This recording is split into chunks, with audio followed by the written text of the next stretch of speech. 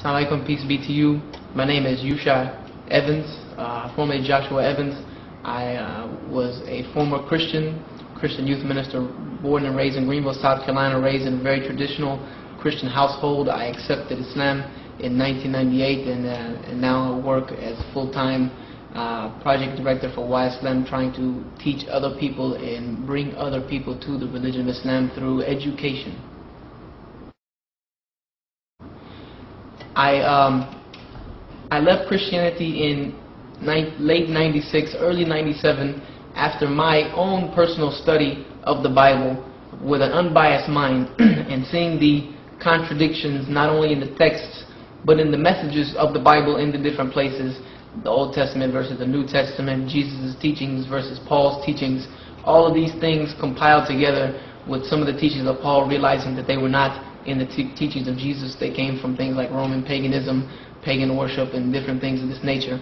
These proofs to me told me that Christianity could not be the form of religion that God had sent down for mankind, that there must be something wrong with this message. And then also with looking at the prophets in the Old Testament, that Noah was being called a drunkard, and David slept with Bathsheba, killed Uriah to cover up the thing.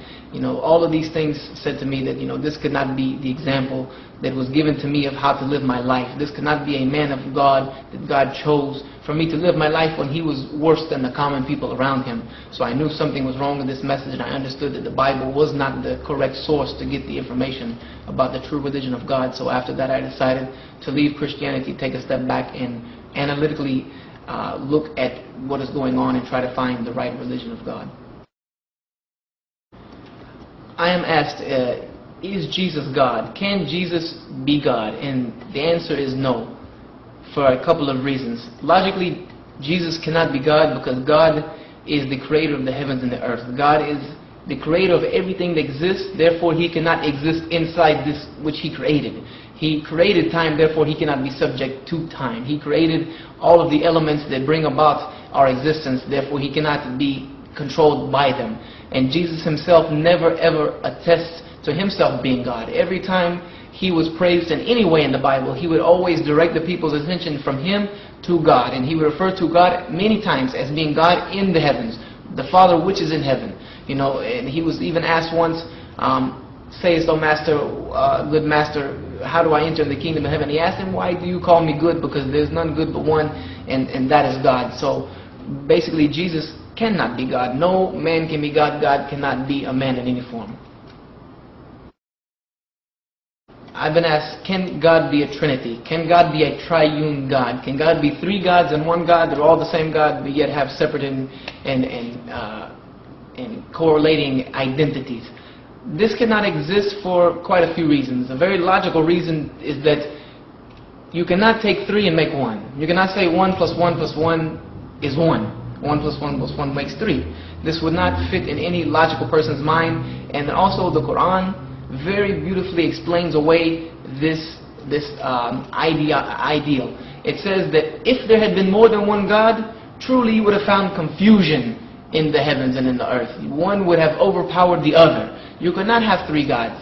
You could not have three people working in the same system, doing the same thing, and end up with such a perfect harmony that you have in the world around us. This can only come from one single source to have such perfect harmony. In order for that harmony to exist, it must come from someone who is harmonious in his existence, meaning that he is one in every aspect of the word. I've been asked, can Jesus, is he the Son of God, or can he be the only begotten Son of God? And this one is answered very, very easily, to be honest with you. Number one, that verse in the Bible where Jesus is referred to as the only begotten Son of God, there's only one verse, and Bible scholars themselves will even tell you that this verse did not exist in the original text of the Bible. It was added in when the Bible was compiled by the Roman Church. But to answer more logically, if Jesus is the Son of God, and the argument for him being the Son of God is that he was born of the Virgin Mary, he was born without a father. This is a very miracle indeed. Now, if this was the criteria for saying that someone should be the Son of God, that they were born without a father, then what about Adam? If anyone has the right, or had the right to be the only begotten Son of God, it should be the one that God created with His own hands. Adam with no mother or father, and then Eve, whom He created from that person. So this is not a miracle that it is just for Jesus alone.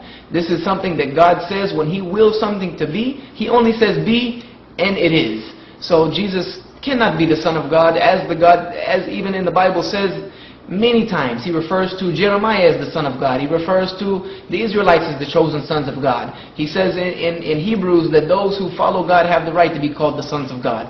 So this was just a term used as a semblance of reverence for Jesus.